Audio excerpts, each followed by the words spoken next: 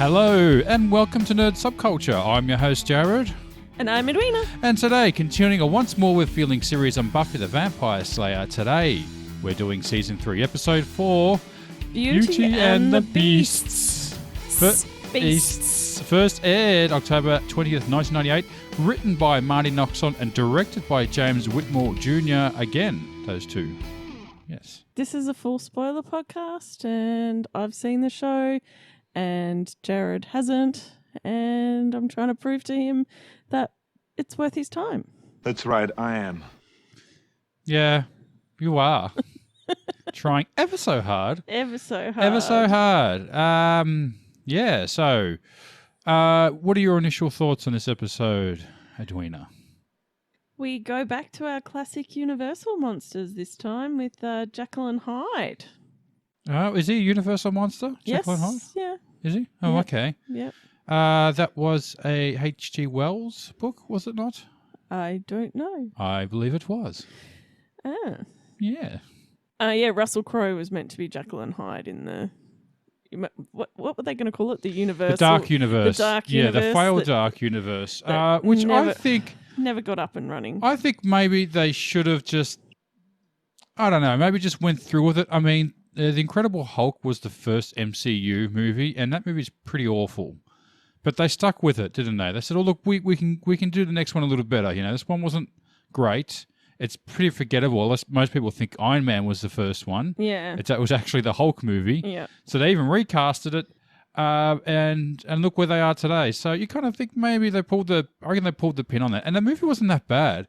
It was the bloody trailer that killed that movie. The god-awful audio missing. It wasn't that bad of a movie. No, it was pretty bad. But as those sort of movies, for what it was, yeah, you're right. It was like it's a dumb action monster movie. They probably, as you said, they probably should have stuck with the... I think they should have pushed through. At least, gone to the next film. Because they're going off what Marvel did. Yeah. But what Marvel did, as you said, in the beginning, it wasn't a huge success. But that first Hulk movie I think it only really is joined by an end credit scene, to be fair. Yeah. Yeah, well, that's it. That was because they completely they didn't recast everyone. Actually, I was completely wrong. It was Robert Louis Stevenson who did Dr. Jekyll and Mr. Hyde. Okay. Way off on that one. I think I had a series of books, and a lot of them were all H.G. Wells, so yeah. Okay. Yeah. I think they should have pushed through that. It would have been interesting to see the Universal monsters come back, but I think maybe people were expecting the swashbuckling version of the other Mummy films that they originally came out. That one was a bit more dark and dreary and less sort of hopeful than what those ones are, and a lot darker, I guess, and not as bright and fun. And fun, yeah. Yeah. Okay. Kind of went off on a weird tangent. Oh, we're not doing our Dark Universe podcast, are we? We're doing the Buffy one. I keep getting these ones mixed up. Yeah. But anyway, this episode, it's an okay episode, but it does get a little heavy-handed and it's a bit messy with its allegory. Yeah. Joss does like to use monsters as allegories for real-life issues, but the Jekyll Hyde domestic violence one it was just a little too on the nose. It seemed a little hammy at the end, didn't it? And they even did that. We'll get into it. All right, it just doesn't really work. Yeah, no, anyway, no, it doesn't work. I will go. We will elaborate. Don't worry. Yes. Hold your seats, ladies and gentlemen. We'll get back to that. But first, we'll go to the summary. Go to summary. Okay. This episode begins with a full moon. Xander and Giles learn about a brutal murder in the woods the night before. They discover that Xander had slept during his watch of Werewolf Oz and that the window in the pen was open. Buffy talks to Mr. Platt, the school psychologist, about her life and begins to open up. On patrol that night, Angel attacks her in the woods. Animalistic, he is no match for Buffy, who chains him up in the mansion. She sees a spot on the floor where she left his ring. It is scorched by Angel's body on his return. Willow, Xander and Cordelia enter the morgue to collect hair samples from the body of the mauled boy. Buffy tells Giles that she had a vivid dream of Angel coming back. Giles explains that time passes differently in the demonic dimensions, so any being who manages to return would most likely have been turned into a monster. Buffy wonders if Angel is responsible for the murder. The hair samples were inconclusive. Pete and Debbie sneak into a room to make out. Pete discovers that one of his jars has been emptied and accuses Debbie of drinking its contents. Buffy returns to Mr. Platt's office and pours her heart out, then realizes that he has been mauled to death. Pete yells at Debbie, then transforms into a monster. He tells her that he used to need the substance to turn into a monster, but now he only needs it to get mad. He begins beating Debbie, then tells her it's her fault for making him mad. Turning back into his human form, she forgives him. Oz is no longer suspected, and Mr. Platt was killed during the day. He meets up with Debbie and notices her black eye. Buffy and Willow seek out Debbie and try in vain to talk sense into her. Meanwhile, Angel breaks free of his shackles, and Pete finds Oz in the library. Pete turns into a monster and starts to beat up Oz for talking to Debbie.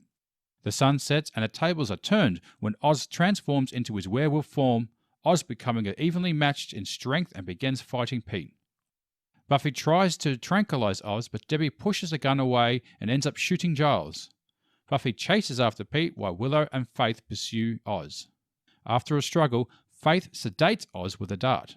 Buffy follows Pete's blood trail, but he finds Debbie first, and despite her pleas and attempts to appease him, he kills her. Buffy finds Pete, but he knocks her to the ground and advances on her. Angel arrives and he and Pete begin fighting. Angel uses the chains that still binds his wrist to kill Pete. Afterwards, he reverts to his human face and calls out Buffy's name before falling to his knees and embracing her in tears. Buffy begins to cry as well, finally accepting that Angel is back. End of episode. Well, there wasn't quite the end. There was a little epilogue of so he did this because blah, blah, blah, blah, blah, blah. They needed that little exposition at the end. That was really cheesy, that part. Yeah, didn't like that at all. Yeah, then he took all his mum's birth control pills. Well, we had to find out, we had to give an explanation as to what just happened because they kind of just shoehorned in at the end. He was drinking something that was turning him into a monster.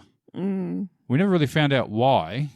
Oh, no, it was to be a more manly man, which also comes into, the use of steroids to, could also be seen as another, metaphor? Yeah, I guess. Within the episode, is that, was Pete actually a victim?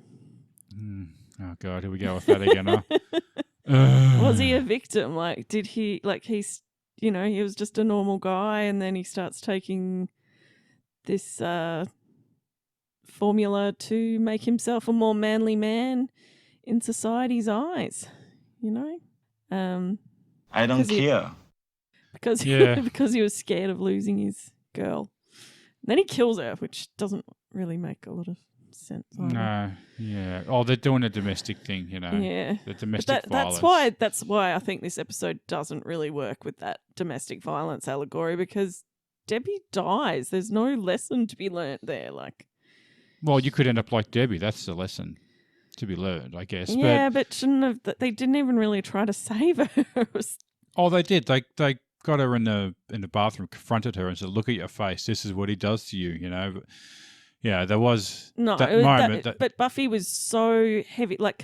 She just had zero empathy in that moment, and it felt like something from a Lifetime movie. Yeah. And Buffy's not a trained psychologist. I think that's Mr. Platt's even said that. Yeah. Anyone who's a pope or that, think they are, or, all that is just someone who can talk to. Yeah. And anyone who says they're not insane probably doesn't know much. Yeah. But yeah, she just has zero empathy for her. And she's just like, she was already broken. That sort of, I was like, wow, that's a bit wrote her off pretty quickly. And she's just in there going, he does love me. He does love me. And doesn't necessarily mean that he's not dangerous. He might love you, but he's dangerous. Yeah. It doesn't make a difference if he loves you. No. But she didn't take that approach.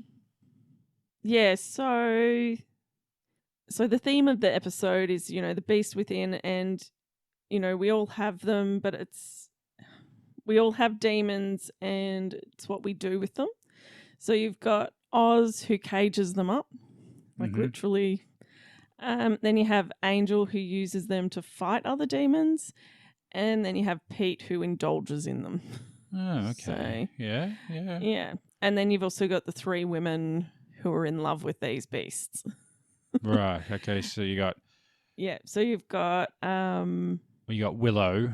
And she's sort of hoping that Oz didn't commit the murder. Well, see, he has absolutely no control on it. Yeah. So, yeah, he's probably the most fierce, you could almost say. But you have both Buffy and Willow being like, that they hope that he didn't. That they hope that they both hope their partners didn't maul the people. Yeah. And then you've got Debbie, who is covering up for him. So is it assumed that it was Pete who mauled that boy? Yeah. No, he did. Okay, who was that boy? He was a guy that was flirting with. That's right. Debbie Yeah. Class. We didn't see that though. No, we didn't. So that was off. Yeah. Okay, that happened off screen. Right. Yeah. Yeah, and it's it's sort of bookended with the voiceover is from the book Call of the Wild, which is about a domestic dog that ends up having to survive in the wilderness, I think, or moves to like Alaska in the 1800s. Okay. So, yeah. Oh, all right. And all done from the dog's perspective by the sounds okay. of it. Yeah. And it was recently made into a movie with Harrison Ford. I was just going to say, wasn't that Balto movie? No. Based on the true story. No. Oh, yeah, and you've also got... Sorry, just going back to the Harrison Ford movie. Yeah. So what, did the dog come back into society and had to sort of cope, or what happened to the dog? I don't know, because I've never actually read the book or seen the movie. So. Was the movie recent? Yeah, like I think it was sort of a calamity of COVID. It didn't get released. Oh, that recent. Oh, all right. Okay. Yeah, like 2020. Yeah. Oh, I think it only made it to a couple of festivals, and then all the festivals were cancelled. Right, okay. Yeah. So it's got buried in there, huh? Yeah, I think it's on Disney Plus. Right. Yeah. Oh, that sounds what do you call it? A casualty of COVID. Yeah, it sounds kind of interesting, actually. It's not an animation sort of film, is it? Is it like not a talking dog or anything like that? No, it's not. It's a wisecracking sort of beaver or something with it. It's not Homeward Bound or what was that? Milo and Otis. No, it's Did not. they talk? Milo and Otis didn't talk. Wasn't that narrated? Oh yeah, it was narrated. Yeah. It was Homeward Bound. That's the one. Right. Yeah, and Balto. I don't know what Balto. Oh yeah, Balto. That was a dog, the husky dog or something, and there's like a statue of it. I'm thinking of Bolt. Okay, no, that's getting way off now. Yeah. Also Faith saying that all men are beasts as well at the start. Yeah. Of the episode. And then the doctor, what's his name? Mr. Platt. Mr. Platt, and he says, you're just love's dog if you let it control you. Yeah. Yeah. Maybe leading on to another romance down the track. Yeah. I do have to say there was when you were watching this episode and Debbie and Pete go into that cupboard, what did you say? What were your thoughts on that scene? I was thinking it was going to be those horror scenes where, the guy's like really into it and the girls hear something. Which has been done a lot in the series, by the way. It's been done a lot in every movie, TV show. The guys, actually it was the first episode they did that too. And it's always a guy's like, I can hear something. Yeah, the guy just has like the worst hearing in those situations. Like there could be banging and crashing going on. And I think it was even What's that? Oh, that's nothing, baby. Just stay with it. He's I think it was even in the episode phases with in the car. Yeah, but it was I think it was Xander saying what was that? Yeah, but it was Xander going, what was that? What was that noise? Yes. Yeah. Oh, it's nothing. Yeah, but you thought there was going to be that sort of scene. Yeah, that's what I was expecting, and then it went from that weird. Oh, you drank my weird green liquid. Like, what? It was just Mountain Dew. Yeah, even worse. I took the cockalosh instead. gosh. Oh, the crab juice. Yeah. Ew. Crab juice, please. And he was The like, Mountain Dew or the weird Gatorade that he was. yeah. Yeah. He was freaking out about. The glowing Gatorade. Yeah, that kind of just came out of nowhere. Like I was expecting something to happen, but not that. Yeah. So that was kind of a surprise, I guess. That's a good thing. Yeah. Yeah. And yeah, just went all domestic violence on each other. I'm like, oh really? Is this where we're going with this? Oh no. Yeah. So Kind of rolled my eyes like, oh, is that what we're doing? Another PSA episode, huh? Yes, exactly. So I think this is why this isn't a popular episode. Yeah. It's not one of the worst of the PSA episodes, but yeah. Well, it's like it's a bit like one of those ones like Ted where it just sort of comes in on its own completely side from the narrative of what's been happening. Like you could take this episode out really and it wouldn't change anything. But you've got all the angel stuff, which is kind of important. Well, the angel stuff, yeah. But you could have put that in a better episode. True. But again, it's meant to be about, the beast within. Yeah, I know. We're doing the beast within. So there's there's a wild savage beast. And dealing with your demons. And I think even Giles talks about the monsters, the monster within, like what Angel would have come back as. Like he would either be irredeemable or he would either be irredeemable or there would still be a part of him that could be redeemed. Yeah, because he's just all monster, basically, so all he's animalistic when he comes out. I think it works out that he's been in hell for 1,000 years or something, or 100 years, or. Well, how long has he been gone for? Like in as far, do we know a timeline on that? I think it would probably be it'd be 3 months. About 3 months. Yeah, so you're assuming that Buffy was gone for. And would it work out be 100 days or something per day, something like that? Was that the math they said in that episode? One day was 100 years. Yeah. Yeah, something like that. Yeah. Yeah, One day on Earth was 100 years. So that's been thousands of years then he would have been there. Yeah. If he's been a few months, yeah. Yeah. I can't remember. Actually, that'd be close to like 10,000 years, I think he'd been there if you want to really do the math. But if it's 100 days a year. But it might not be that actual right, yeah, okay. one. It might be a different one. I did read somewhere someone said 100 years, but if a number ever brought up? I think it does get brought up. And so what, is it like just a big, huge, like weird festering orgy there or something? Like what is it? I don't know. Where he went to? Well, they don't really say it. They don't say? All right, don't ask him what happened. Yeah. But yeah, he's pretty much just a wild, like you see him, but even though he is a wild monster, he does manage to put some pants on. Yeah, thank God his pants stayed on. Yeah. No, he managed to find some pants. Oh, to put on. That's right. Yeah, because he came in naked. And actually, there's an even funnier bit that I noticed as well, is that when Buffy goes into the mansion and the dolls and the like, sex chest. It's the their kink chest, yeah. She knows to look in that chest for chains. Yeah, that was their kink chest, wasn't it? Yeah. Where all their secret toys were. Spike and Drusilla used to use those chains for... Probably a few other apparatuses in there maybe too you would have found pulled out of there. Yes. Yeah. But I did kind of giggle at that and go, how did she know those chains were there? Oh, I suppose. Drusilla. What was the other thing? My other gripe with the episode is probably the whole Oz getting out of the book, what did they call it? The book cage. If he had have gotten out, as he said, he has no control over. He wouldn't have climbed back in. He wouldn't have climbed back in. Yeah. Well, to be honest, they don't really know what he's capable of when he is that beast. He may have, that let's be honest. Maybe the beast side has some sort of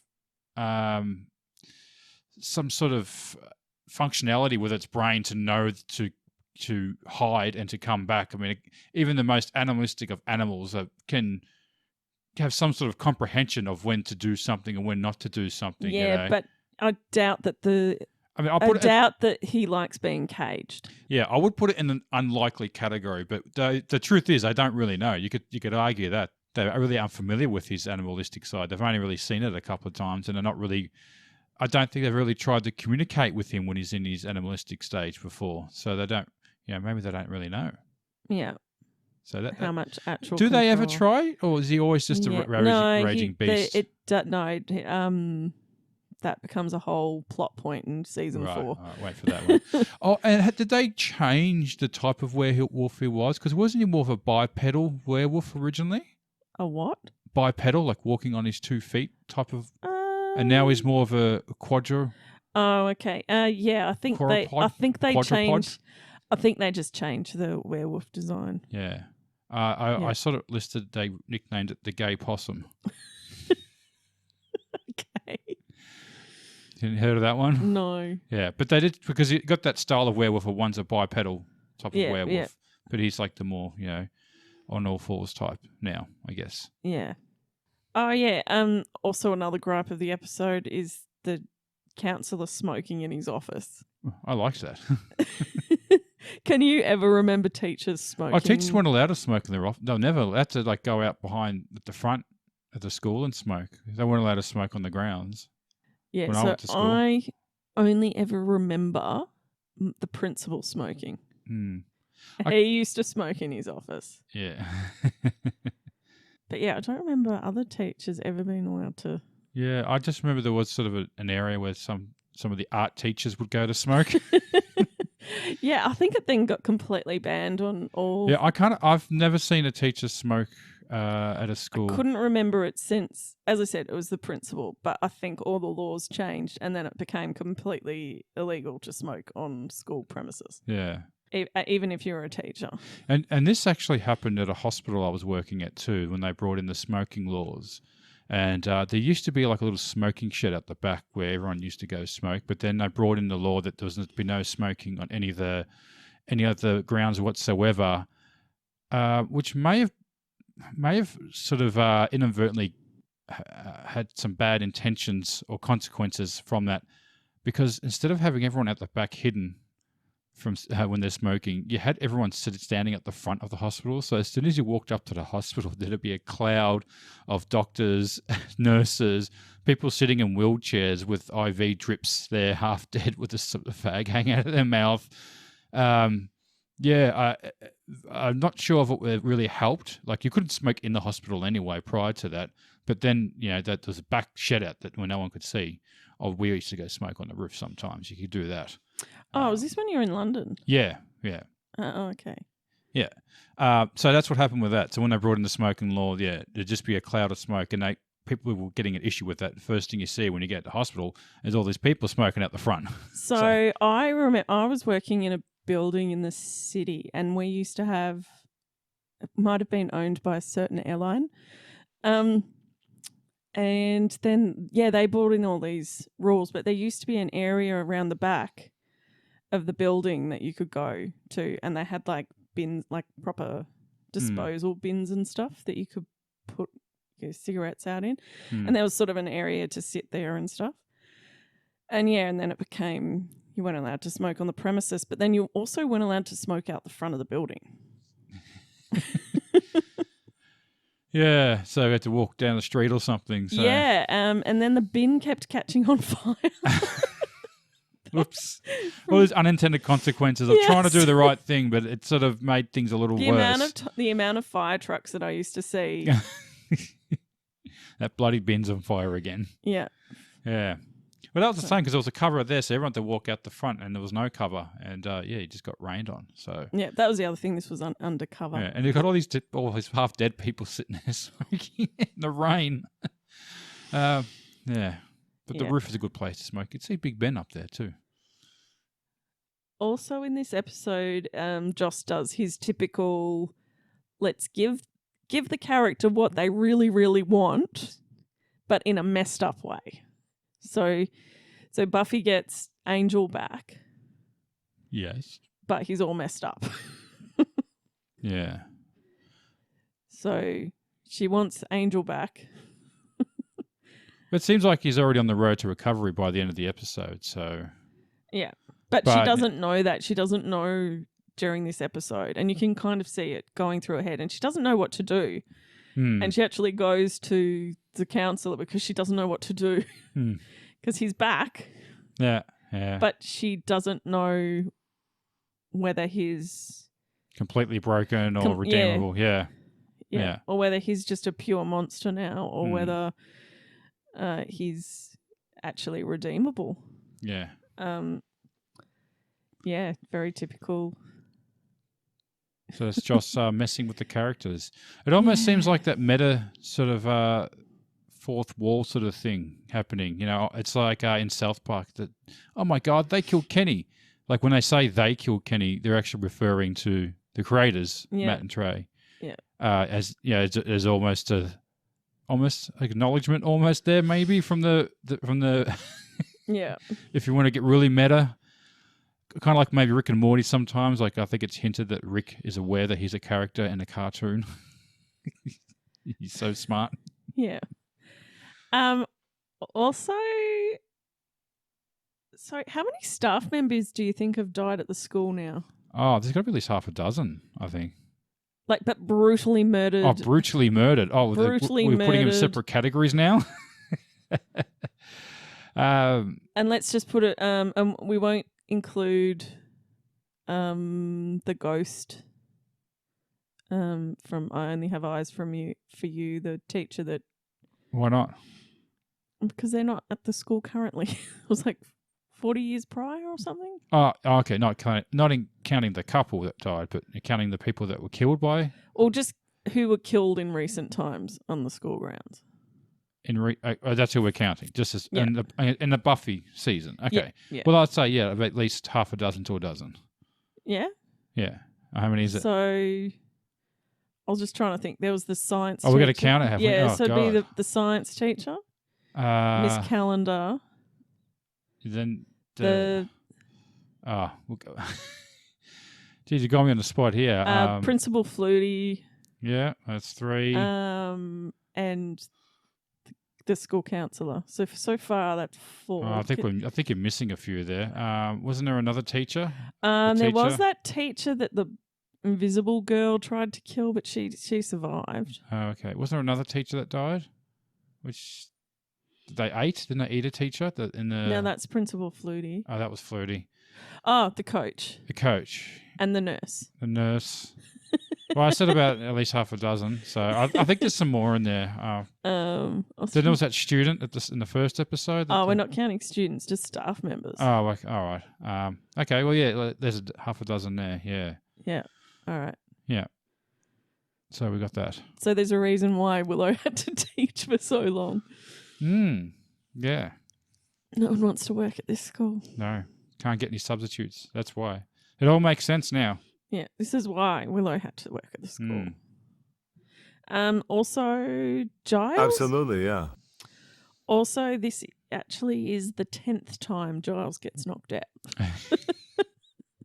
Well, that CTE is going to catch up with him. Well, to be fair, it wasn't a head wound. It was a tranquilizer. But it got me thinking of remember in Jurassic Park 2, and I think it was Jeff Goldblum's character when they're on the boat and they've got that dart thing and they're talking about how much CCs of things it's got in it and what how quickly it'll knock it out before it fills the prick. And he says, "Oh, was there an antidote for it?" What? And the guy's like, "What? If you shoot yourself with the foot, don't do that. You'll be dead before you know you've made a mistake." And I thought maybe with a tranquilizer for a werewolf would be pretty potent as well. I was thinking, don't shoot yourself with it because it'd be pretty strong, I'd imagine. Yeah, I got the feeling. Well, sometimes they have to shoot him a couple of times with it though. Oh, so it's not that strong. Yeah. Okay. So I get the feeling they shoot, like on average, they'll shoot him at least twice with it before it takes effect. Jeez. So, Jared, did you go down any rabbit holes with this episode? I didn't really go down anything that interesting. Just a bit of a nostalgia trip, which happens with most of these. Do you remember Starman? No. No? No. Do you know the film I'm talking about? I do know the movie. Yeah, it's it was really popular at the time. I remember it being pretty popular. I don't know, I just remember seeing it and I remember really enjoying it. just think it's kind of been forgotten. And as I'm watching the trailer for it, a John Carpenter film. I'm like, oh, well, there you go. That's probably why it was so cool. The golden age of John Carpenter was definitely the early 80s, or the whole 80s in general, I think. There are some real classic films in it, from Escape from New York to The Thing, They Live, Big Trouble Little China. It's your favourite. My favourite. How did you? Can I say, how did you get onto this? Well, how did I get onto that? Well, there was a TV series based on Starman. Did you know that? No. Yeah, it actually had the actor from I was going to say Flying High, but people won't know what the hell I'm talking about. We mentioned Flying High because that's what it's called. Aeroplane. The main lead actor from that was in the TV series of it. And it did one season, 22 episodes or 20-odd episodes, had him in it, and he comes back to Earth. If you don't remember the film Starman, an alien comes to the planet and clones or creates the body of a dead husband, played by the woman from Raiders of the Lost Ark. I can't remember her name. And basically, he's like a fish out of water, sort of meeting humans for the first time, and then the government are chasing him, and then he leaves, I think, in the end. Anyway, in the TV series, he returns, and he fathers a son from that character, and it's 15 years later, so he's growing up. So they rekindle and try and travel around across America, having their adventures in and around through, meeting each other. It actually sounds kind of interesting. So there's like the father, because he's a fish out of water, so he's learning about humans, and he's also learning to be a father because his son is grown up on Earth, so he's like not an alien. So that kind of let me down. That. How did I find that? Mr. Platt was in an episode of that. Okay. Yeah. So Mr. Platt, he's actually been in a few shows actually. Yeah. And another character you will know him from, I'm just going to play it now and see if you recognize him in this. So pissed that you thought Turner and Hooch was an interracial buddy movie? I didn't know it was Tom Hanks and a dog, okay? Don't paint me as a racist just because I thought black guy when I heard the name Hooch. Yeah, JD, what's up? That's him. Oh, sorry, Hooch. We were just talking about the movie. No biggie. Happens all the time. He played Hooch. He was Hooch. Yo! Oh. Isn't it? They make that joke constantly, don't they? Yeah, they do. It's made like throughout the entire pretty much running of the show. Yeah. And then he teams him up. Like they team them up together. Hooch! Yeah, Turner? Sorry, man. I was talking about the beer. That's no problem, buddy. All right. Just seems like you could have said beer. It's much more a common word. My bad. Won't happen again. Won't happen again. Oh, Hooch. I forget. It's a reoccurring joke that happens throughout the great show, Scrubs. Who haven't seen that? That's good. And I don't know, Starman. Again, another TV series based on a movie. Mm-hmm. And it seemed like I was reading some of the reviews, and people seemed to really enjoy it. I thought it was cancelled way too soon. It was actually a pretty decent show. Although just watching it, I just keep thinking that guy. He's doing the straight face of Aeroplane. I just keep thinking he's going to say something ridiculous. What was it? Are you nervous? Oh, yes, I am. First time? Oh, no, I've been nervous heaps of times. Yeah. All right. Moving on? Yep. Okay. Yeah, had you seen this episode? No, I haven't seen this episode. New to me. New one.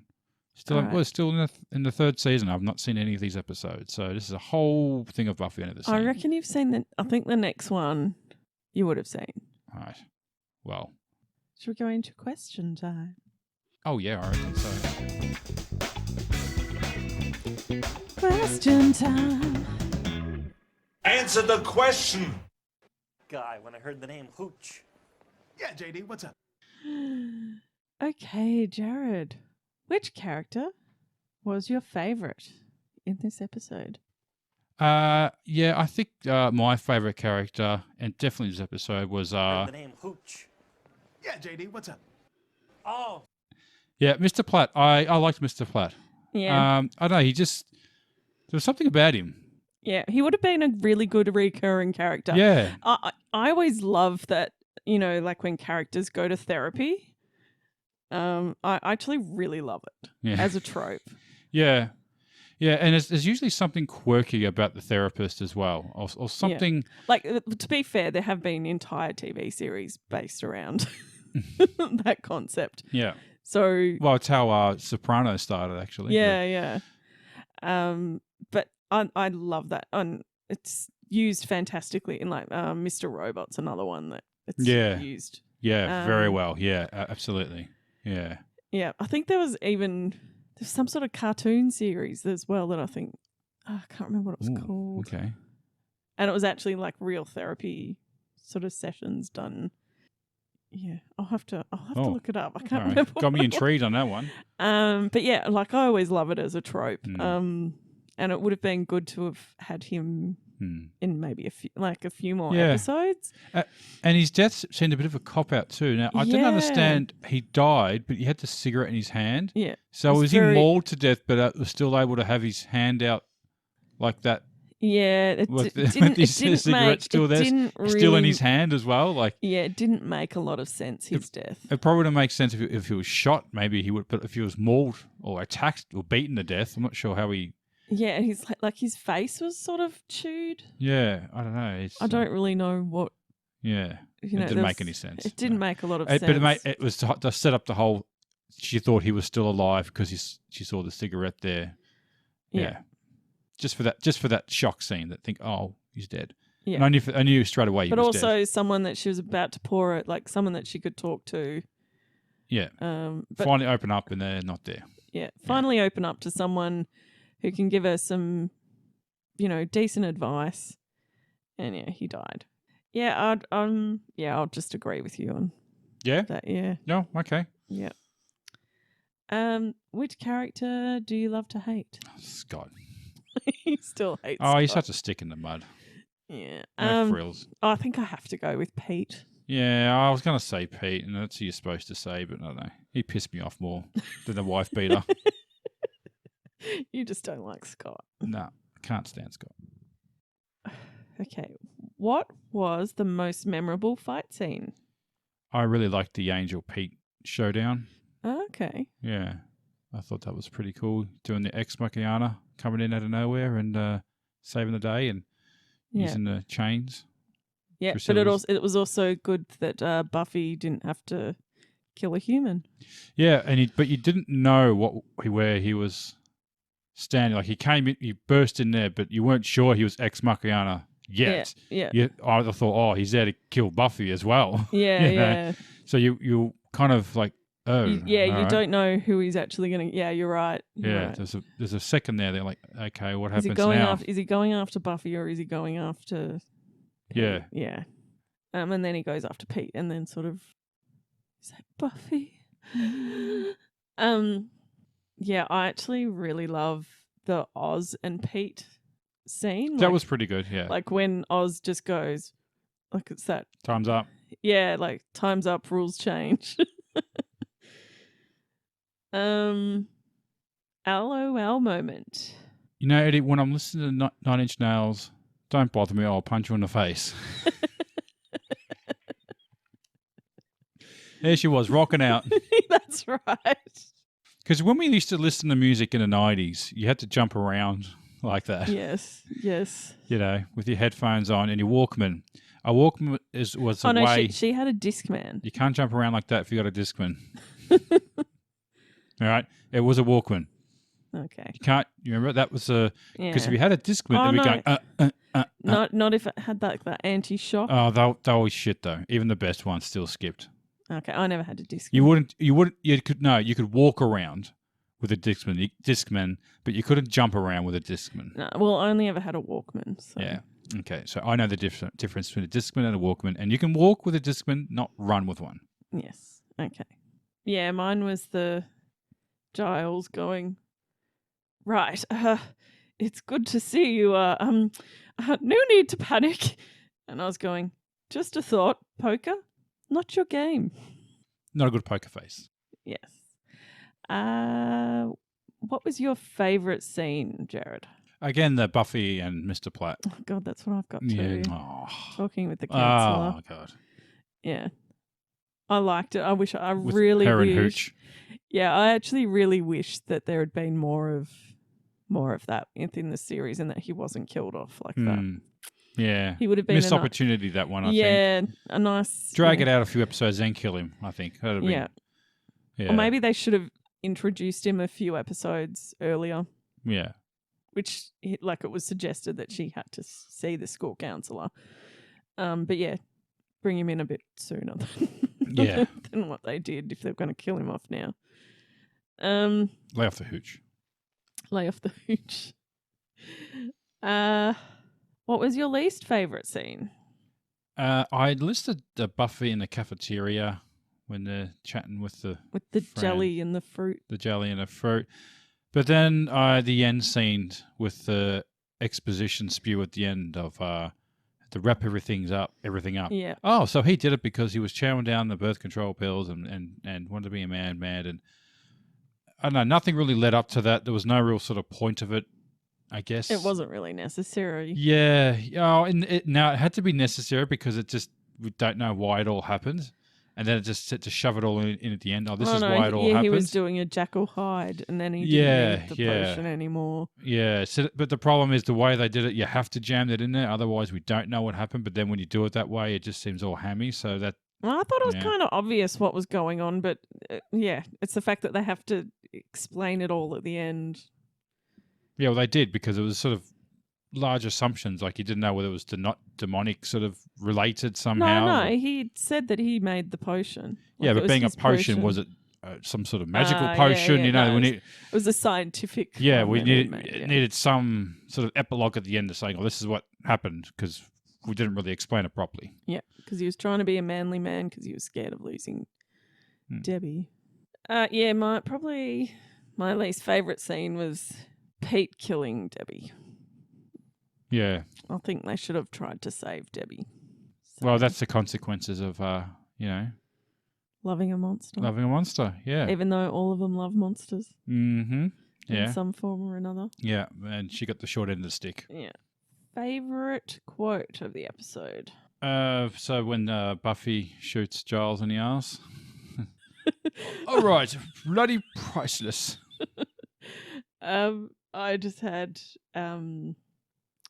like what I just said before, time's up, rules change. Best Cordelia freakout moment. This was a bit of a Cordelia light episode, wasn't it? Yeah, just the scene in the morgue when she's freaking out a bit when they're doing the body. Oh, I had the in the library with her going, I ate someone last night. She just blurts it out. Yeah. Oh, he mentioned in the morgue. Will they whipped out the Scooby-Doo lunchbox? Yeah. The Scoobs. Yeah. So Scooby-Doo do actually exist in a unit. Is that the first acknowledgement? Oh, no, we had something else, didn't we? Wasn't there a poster in a locker or something? She's wearing a Scooby-Doo t-shirt. Is that what it was? Stage as well. Yeah. And she was... I don't know, every time there's anything slightly Scooby-Doo related, people are like, oh. Yeah. Got to jump on it because they call themselves the Scoobs, and then Sarah Michelle Gellar was in Scooby-Doo. Only once they've called themselves the Scoobs so far, isn't it? Something Xander said you're in the Scoobs. Yeah, something Xander said it in the last season. What is it with Cordelia? Yeah. Yeah, and I do think they do start using it quite a bit as well. It's kind of like the Goonies. Remember the Goonies? They never called themselves the Goonies. There was only one time where they mentioned the Goonies, when they say Goonies never say die. But apparently there was a scene cut out where they do their Goonies motto, as they say it. And I don't know why they cut it out, because it kind of was that thing. The movie's called The Goonies, but they never called themselves the Goonies. Oh, okay. It was always a little misleading. Yeah. There's just one scene where they say, no, Goonies never say die. But they never actually said that they call themselves the Goonies. Yeah. Or someone says, you're a Goonie, but they're not there. Someone refers to them as the Goonies. So. Okay. And it kind of reminds me of this. Like it's rarely mentioned. But everyone seems to say that. Yeah. Anyway, moving on. All right. Who gets the wooden spoon? Yeah, Scott. Did nothing. Introduced some bad people. He's got to hire better friends. Yes. Yeah. He's got to vet him a little better. Yeah, I just went with Pete. Pete, yeah. I don't know. That potion to make himself a manly Well, I man. don't know what it did to make him more manly other than turn him into a monster. So that doesn't seem to have done anything. Yeah. That's what I mean. Well, that was the thing. Like, it didn't do anything. Like, other than turning him into a monster, like there was no sort of there's no results to say that was working for him to keep doing it. Yeah. If you get what I mean, there was nothing. Like, he was like trying to get in the football team, for example, then he couldn't get in it. Then he took this, and then he got on it. So there was no success for him to say, "Oh, this is working. I'll keep doing it." Yeah. You already had a girlfriend, so you wanted to keep her, but I don't know. It didn't look like she was going anywhere. Yeah, there was no threat on the relationship. So again, there was no reason to take. He had some perceived threat. Yeah. Well, that could be something, but there was nothing to show that he was ever, in threat of losing anything or needing to be a manly man. There was no conquest or anything he needed to achieve or overcome. Just took it for the sake of it. Yeah, that's why I say the allegory doesn't work. There was no need for it. It wasn't like he was being picked on or something. There was no need or no situation where he needed to be that person in order to take that. Other than it was pretty much all in his head. Yeah. That's what they're going on. It was all in his head. Yeah. And then. So is he a victim? Well, yeah. Is he a victim? Well, I don't know. I don't know. There's something kind of pathetic about the whole. Yeah. Well, that's why thing. It is. Yeah. And then who's the MVP of the episode? I found it hard to sort of single anyone out specifically. I think everyone sort of chipped in. This one was really, really hard to pick an MVP. Yeah, I was thinking Willow. I was thinking Buffy. I ended up going with Oz because I was thinking Oz because he's the one that works out. That takes responsibility for what's happening to him, but he also works out that it's Debbie who's the common denominator between all of the people who had been killed. Yeah. And then he puts up a bit of a fight. Actually, I'll go with Oz. Yeah, manages to hold his own against Pete for a while. Like he's been thrown around that library. Yeah. Imagine I'm now quite curious how many times that library has been trashed, completely trashed. They should really fix those stacks to the ceiling. Just fix them to the ground. Yeah. Like they are forever falling over, aren't they? All right. Final question. What do you rate the episode out of 10 using something from the episode? I gave it 5. You shouldn't make me mad, Debbie's. Okay. I will go with 5 out of 10 glowing potions. You really shouldn't make me angry. You wouldn't like me when I'm angry. I don't like you now. I walked into that one. All right. Anything else you want to add? I think I'm out of everything. So if we want to sort of start this off, I hope you've enjoyed your time with us. We are Nerd Subculture. And who are you? I'm Jared. I'm Edwina. And you can find us on TikTok, Twitter, Instagram. There is a Facebook page, and you can email us at nerdsubculture at gmail.com. At gmail.com. Yes, please be sure to like, share, subscribe. We'll catch you next time. Take care. Bye. Bye. Grr.